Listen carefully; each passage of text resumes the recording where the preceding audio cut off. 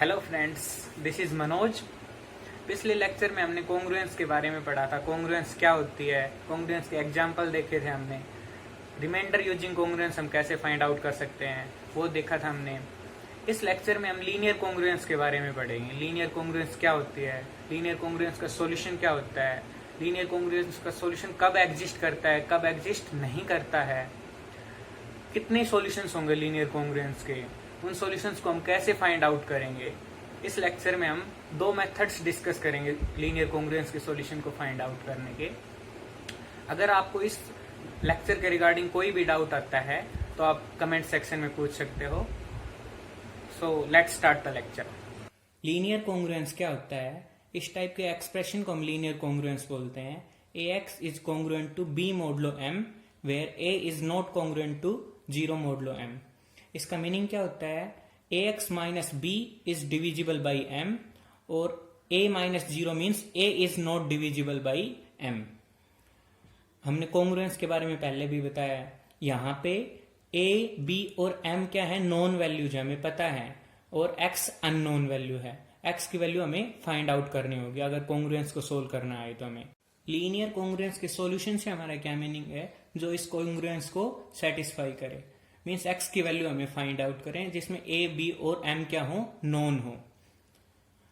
For example x is equal to 2 is a solution of linear congruence 4x is congruent to 3 mod 5। Means x equal to 2 put करें हम इस congruence में तो क्या होगा? 4 into 2 8 होगा। 8 is congruent to 3 mod 5 because 8 minus 3 is 5 which is divisible by 5। इन दोनों का डिफरेंस डिविजिबल है 5 से। दूसरे वे में बोलना चाहें तो 4 इंटू 2 क्या है? 8 को हम अगर 5 से डिवाइड करें तो क्या रिमाइंडर आएगा? 3। It means x equal to 2 is solution of this congruence. But x equal to 3 is not a solution of this congruence. 4x is congruent to 3 mod 5. Because अगर हम x equal to 3 इसमें put करते हैं तो 4 into 3 कितना होगा? 12। 12 को अगर हम 5 से डिवाइड करते हैं तो क्या रिमाइंडर आता है? 2। तो इस ये 3 के कॉन्ग्रुएंट नहीं होगा। और दूसरे वे में बोलना चाहें तो 4 into 3 12, 12 minus 3 is 9 and 9 is not divisible by 5. So x equal to 3 is not a solution of this congruence. अब बात आती है कि solution कब exist करेगा। So this equation, this congruence has a solution if and only if GCD of a, m divides b. Means इस congruence का solution कब एग्जिस्ट करेगा? जब a और m का GCD means highest common factor और ग्रेटेस्ट कॉमन डिवाइजर a और m का b को डिवाइड करे तो इस कॉन्ग्रुएंस का सॉल्यूशन एग्जिस्ट करेगा, अदरवाइज सॉल्यूशन एग्जिस्ट नहीं करेगा। मीन्स अगर GCD of a, m divide नहीं करता है b को तो सॉल्यूशन एग्जिस्ट नहीं करेगा। अब बात आती है अगर सॉल्यूशन एग्जिस्ट करता है तो कितने सॉल्यूशंस एग्जिस्ट करेंगे इसके।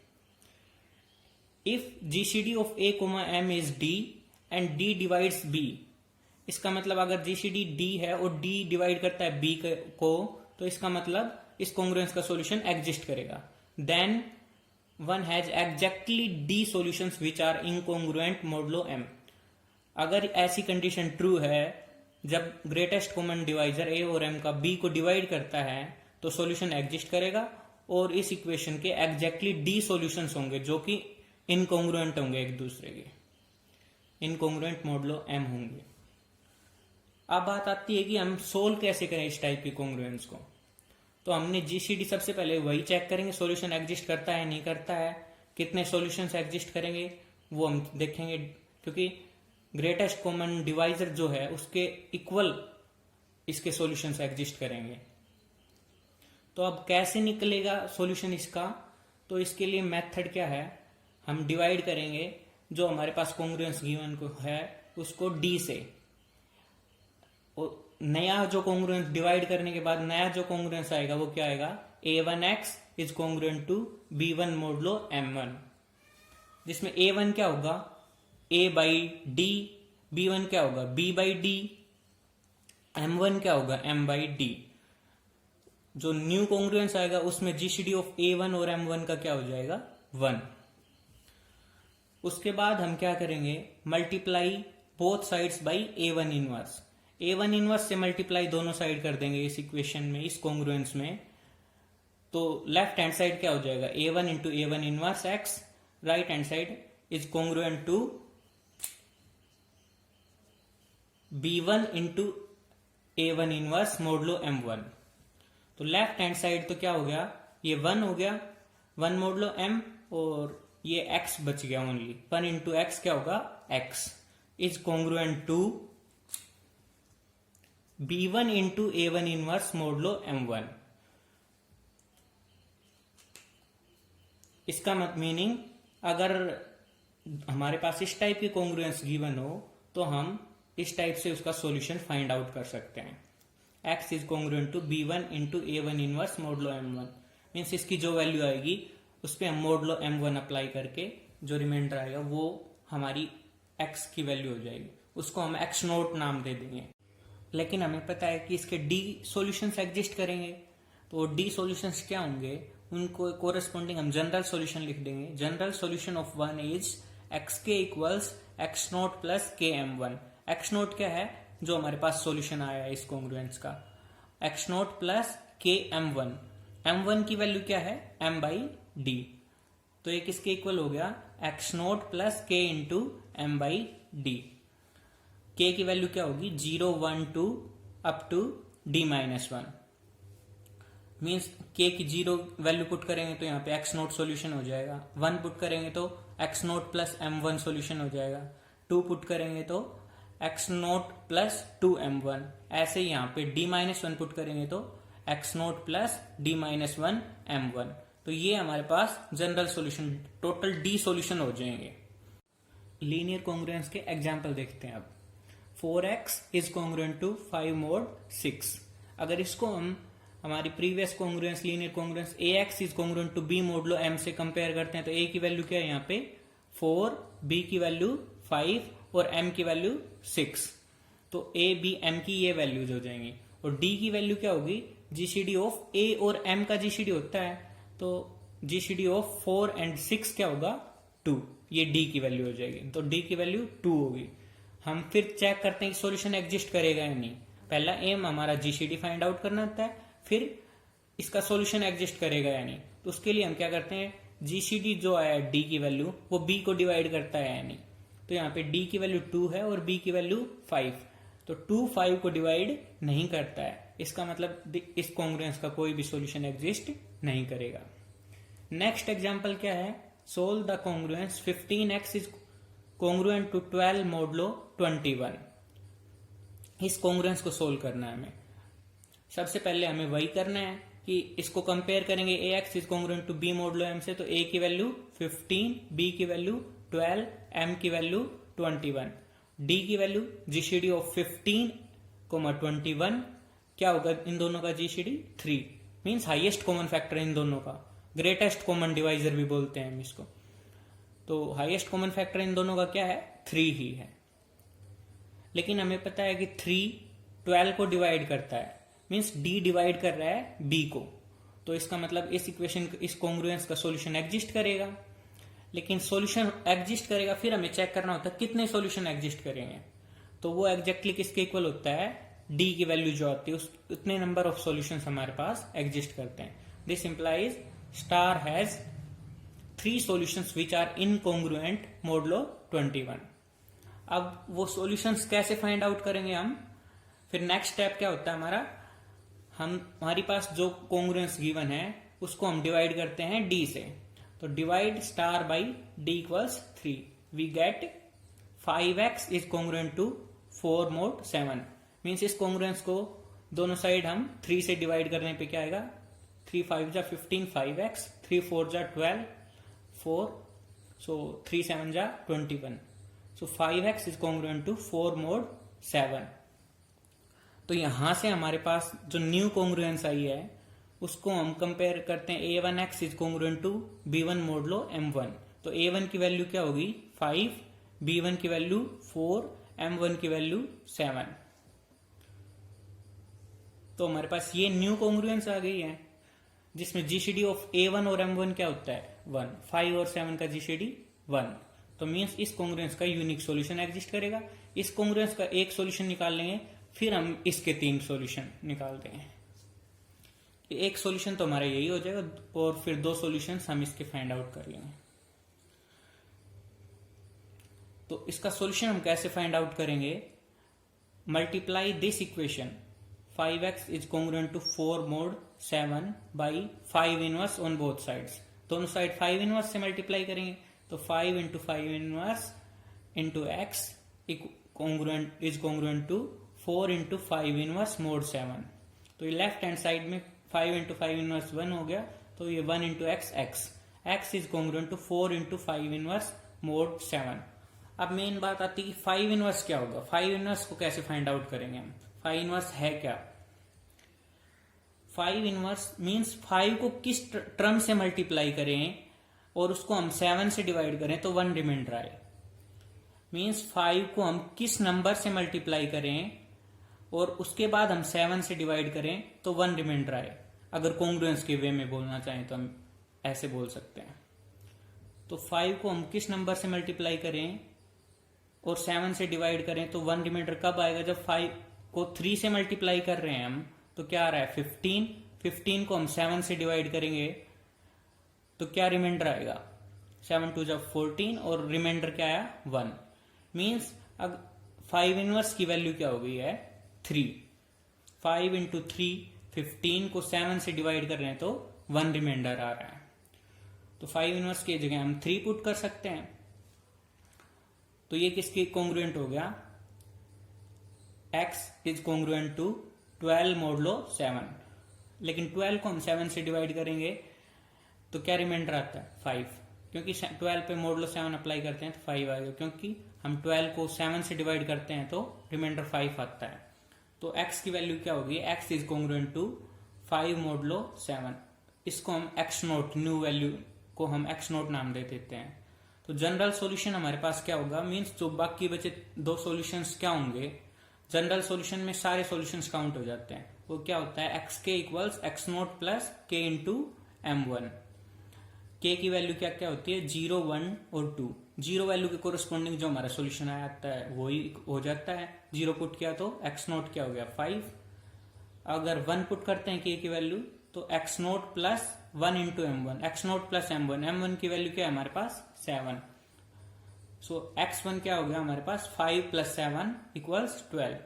ऐसे k की वैल्यू 2 पुट करते हैं तो x2 की वैल्यू क्या होगी? x note plus 2m1। So 5 plus 14 which equals to 17। Next example क्या है?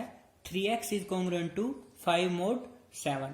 अगर इसको कंपेयर करते हैं x is congruent to b mod m से, तो a की वैल्यू क्या है? 3, b की वैल्यू 5 और m की वैल्यू 7। d की वैल्यू क्या होगी? जीसीडी ऑफ 3 एंड 7, जो कि क्या होता है? 1, क्योंकि 3 और 7 में हाईएस्ट कॉमन फैक्टर क्या है? 1 ही है। तो इसका सॉल्यूशन हम कैसे फाइंड आउट करेंगे? इससे पहले हमें चेक करना है कि सॉल्यूशन एग्जिस्ट करेगा या नहीं। जीसीडी डी की वैल्यू बी को डिवाइड करती है या नहीं? डी की वैल्यू 1 है, 1 5 को डिवाइड करता है, इसका मतलब इसका सॉल्यूशन एग्जिस्ट करेगा। और डी की वैल्यू 1 है तो यूनिक सॉल्यूशन ही होगा, एक ही सॉल्यूशन होगा इसका। तो यहां पे हम क्या, हमारा सॉल्यूशन क्या हो जाएगा? दोनों साइड 3 इनवर्स से मल्टीप्लाई कर देंगे तो लेफ्ट हैंड साइड पे 3 इंटू 3 इनवर्स क्या हो गया? 1, 1 into x x. Right hand side पे 5 इंटू 3 इनवर्स, तो x is congruent to 5 into 3 inverse mod 7। तो ये किसके कॉन्ग्रुएंट हो गया? x is congruent to 5 into 3 inverse mod 7। 3 inverse अब हमें फाइंड आउट करना है। 3 इनवर्स मीन्स हम 3 को किस नंबर से मल्टीप्लाई करें और उसके बाद 7 से डिवाइड करें तो रिमाइंडर 1 आए। मीन्स y की वैल्यू क्या पुट करें? 3 into y is congruent to 1 mod 7 आए। और दूसरे वे में बोलना चाहे तो 3y minus 1 is divisible by 7। Means इस y की वैल्यू हमें फाइंड आउट करना है। तो 3 को किस से मल्टीप्लाई करें? 3 को अगर हम 5 से मल्टीप्लाई करते हैं तो 15 आता है। 15 को हम 7 से डिवाइड करेंगे तो 7 2 जा 14, 1 रिमाइंडर आएगा। तो यही हमें पुट करना है। तो 3 इनवर्स की वैल्यू क्या होगी? जो हमारी y की वैल्यू आई है, y की वैल्यू क्या आई है? 5। तो 3 इनवर्स की जगह हम क्या पुट कर दिया? 5। So x is congruent to 5 into 5 mod 7, which equals to 25 mod 7. और ये किसके कॉन्ग्रुएंट हो जाएगा? 4 mod 7, क्योंकि 25 को हम 7 से डिवाइड करेंगे तो क्या रिमाइंडर आएगा? 4. 7 3 21 होता है, रिमाइंडर क्या बचेगा? 4. So x is congruent to 4 mod 7. ये हमारा सॉल्यूशन आ गया. नेक्स्ट क्वेश्चन क्या है? 4x plus 3 is congruent to 4 mod 5.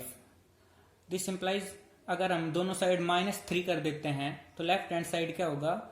4x plus 3 minus 3 क्या हो जाएगा? 4x is congruent to 4 minus 3 क्या बचेगा? 1 mod 5.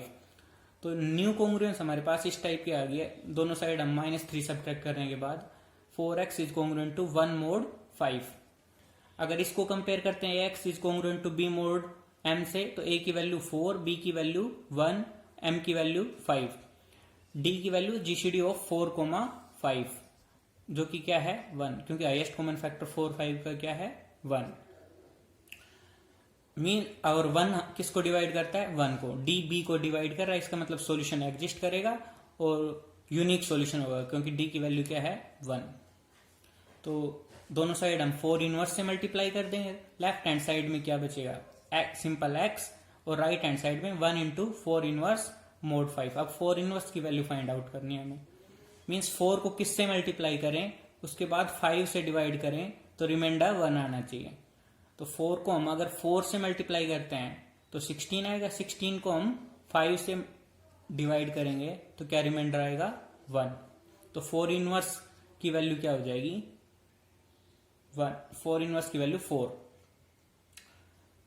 तो 1 इंटू 4 इनवर्स की वैल्यू 4 पुट कर दी तो 4 हो जाएगा. तो x किसके कॉन्ग्रुएंट आ गया? x is congruent to 4 mod 5. तो ये इसका सॉल्यूशन हो जाएगा. हमारे पास सेकंड मेथड क्या है इसी टाइप की कॉन्ग्रुएंसीज को सोल्व करने का, वो अब हम डिस्कस कर रहे हैं एग्जाम्पल के थ्रू ही. 7x is congruent to 5 mod 256. अगर इसको हम ax is congruent to b mod m से कंपेयर करेंगे तो a की वैल्यू 7, b की वैल्यू 5, m की वैल्यू 256 और d की वैल्यू क्या हो जाएगी? GCD of 7 and 256 which equals to 1, क्योंकि दोनों का हाईएस्ट कॉमन फैक्टर क्या है? 1. 7 खुद एक प्राइम नंबर और 7 इस नंबर को डिवाइड भी नहीं करता है, तो दोनों का हाईएस्ट कॉमन फैक्टर 1 ही है. तो d की वैल्यू क्या होगी? 1, और 1 5 को डिवाइड करता है, मीन्स d b को डिवाइड कर रहा है, तो इसका सॉल्यूशन एग्जिस्ट करेगा और वो यूनिक सॉल्यूशन होगा, क्योंकि d की वैल्यू 1 है. तो इसको हम कैसे सोल्व करेंगे? एक तो हमारे पास प्रीवियस मेथड जो अब हम डिस्कस करते आ रहे हैं. सेकंड मेथड क्या है कि हम 256 के मल्टीपल्स लेंगे, क्योंकि हमें पता है कि 256 का कोई भी मल्टीपल लेंगे तो वो 0 के कॉन्ग्रुएंट आएगा, क्योंकि 256 के मल्टीपल्स 256 से डिविजिबल तो होंगे ही, तो वो हमेशा रिमाइंडर क्या आएगा? उनका 0 आएगा. तो हम स्टार्टिंग में 256 के मल्टीपल्स कौन कौन से हैं? 256 हुआ, 512 हुआ, 768, 1024, ऐसे 256 के सब मल्टीपल्स हैं. तो 256 को 1 से मल्टीप्लाई करते हैं तो ये आता है. तो हमें चेक क्या करना है? सबसे पहले सेकंड इक्वेशन बनाने के लिए एक इक्वेशन हमारे पास ये होगी. सेकंड के लिए ये चेक करना है कि ये जो नंबर है हमारे पास मल्टीपल्स जो है 256 के, उनमें हम जब 5 ऐड करें तो क्या 7 से डिविजिबल है या नहीं? मीन्स इस नंबर से डिविजिबल है या नहीं? तो 256 में 5 ऐड करेंगे तो क्या होगा? 261, जो कि 7 से डिविजिबल नहीं है. तो ऐसे ही फिर 256 इंटू 2 क्या होता है? 512. अब सेकंड मल्टीपल 512 है, तो 512 में अगर 5 ऐड करेंगे तो क्या आता है? 517, वो भी 7 से डिविजिबल नहीं है. ऐसे थर्ड नंबर 768 लेंगे, क्योंकि 256 इंटू 3 क्या होता है? 768. 768 में 5 ऐड करेंगे तो क्या आएगा? 773, लेकिन वो भी 7 से डिविजिबल नहीं है. फिर फोर्थ मल्टीपल क्या लेंगे? 1024. 1024 है, 1024 में 5 ऐड करेंगे तो क्या आता है? 1029, जो कि 7 से डिविजिबल है, क्योंकि 7 इंटू 147 क्या होता है? 1029। तो सेकंड इक्वेशन हम इसको ले लेंगे क्योंकि ये कॉन्ग्रुएंट 0 का ही होगा, क्योंकि हमें पता है कि 1024 मल्टीपल ही है 256 का, तो इस नंबर को हम 256 से डिवाइड करते हैं तो 0 ही रिमाइंडर आता है। तो हम इस टाइप की कॉन्ग्रुएंस लिख सकते हैं। अब जो कॉन्ग्रुएंस हमें सेकंड मिल गई है तो फर्स्ट और सेकंड को हम ऐड करेंगे। तो एडिंग ए एंड बी, तो लेफ्ट हैंड साइड क्या रहेगी 7x प्लस 0, 7x ही रहेगा। राइट हैंड साइड क्या हो जाएगा 5 प्लस 1024, जो कि क्या हुआ 1029 मोड 756। दोनों साइड से हम 7 कैंसिल आउट कर सकते हैं, क्योंकि इसको हम क्या लिख सकते हैं 7 इंटू 147। दोनों साइड 7 इनवर्स से मल्टीप्लाई करेंगे तो 7 7 इनवर्स 1 हो जाएगा, तो ये 1x बचेगा और इस साइड क्या बच जाएगा 147। तो x is congruent to 147 mod 256। तो हम ऐसे भी सॉल्यूशन फाइंड आउट कर सकते हैं। इसी को हम प्रीवियस एग्जांपल पे चेक कर सकते हैं जो हमने अभी फाइंड आउट किया था, तो उसके लिए हम सोल्व कर सकते हैं कि ये मेथड वैलिड है या नहीं, उसको वेरीफाई कर सकते हैं जो अभी हमने सोल्व किया। तो इस टाइप इस कॉन्ग्रुएंस को हमने क्या लिख लिया था 4x is congruent to 1 mode 5। तो 4x is congruent to 1 mode 5। अब हमें क्या करना है 5 के मल्टीपल्स देखने हैं। 5 के मल्टीपल्स कौन कौन से 5 10 15 20 इस टाइप के मल्टीपल है। तो हमें इसके फर्स्ट मल्टीपल क्या है 5, तो 5 में 1 ऐड करेंगे क्या होगा 6, वो 4 से डिविजिबल नहीं है, तो ये सेकंड इक्वेशन में नहीं लेंगे। सेकंड मल्टीपल 10 है, 5 इंटू 2 10, तो 10 में अगर 1 ऐड करते हैं तो क्या होता है 11, वो भी 4 से डिविजिबल नहीं है। फिर थर्ड मल्टीपल क्या है 15, 15 में 1 ऐड करेंगे तो क्या आता है 16, 16 4 से डिविजिबल है, तो इसको हम सेकंड कॉन्ग्रुएंस अज्यूम कर लेंगे। क्योंकि 15 5 से डिविजिबल है तो ये 0 के कॉन्ग्रुएंट होगा। 0 इज कॉन्ग्रुएंट टू 15 मोड 5। अब हम इन दोनों इक्वेशंस को ऐड कर देंगे। Adding A and B gives left hand side क्या होगा 4x plus 0 4x, right hand side क्या हो जाएगा 1 प्लस 15 16 हो जाएगा मोड 5। दोनों साइड 4 इनवर्स से हम मल्टीप्लाई कर सकते हैं या कैंसिल कर सकते हैं 4 को दूसरे वे में बोलना चाहे तो 4 इनवर्स इंटू 4 क्या हो जाएगा 1, तो 1 इंटू एक्स, एक्स इस साइड इसको क्या लिख सकते हैं 4 इंटू 4 लिख सकते हैं। इस साइड 4 इनवर्स से मल्टीप्लाई करेंगे तो क्या होगा एक 4 कैंसिल आउट हो जाएगा, तो ये किसके कॉन्ग्रुएंट हो जाएगा x is congruent to 4 mod 5, जो कि हमने यहाँ पे भी चेक किया था प्रीवियस मेथड से, यही वैल्यू आ रही थी हमारे पास। आपके लिए एक एक्सरसाइज क्वेश्चन क्या है solve the congruence 15x is congruent to 25 mod 35। सबसे पहले हमें क्या करना है a b और m की वैल्यू देखनी है, फिर हमें चेक करना है इसकी जीसीडी की वैल्यू क्या है, GCD of 15 and 35 find out करना है। फिर हमें क्या चेक करना है कि जीसीडी इसको डिवाइड करता है नहीं करता है, b की वैल्यू को 25 को डिवाइड कर रहा है नहीं। अगर 25 को डिवाइड कर रहा है d की वैल्यू तो इसका सॉल्यूशन एग्जिस्ट करेगा, और d की जो वैल्यू होगी उतने सॉल्यूशन इसके एग्जिस्ट करेंगे। फिर हमें वो सॉल्यूशंस फाइंड आउट करने हैं।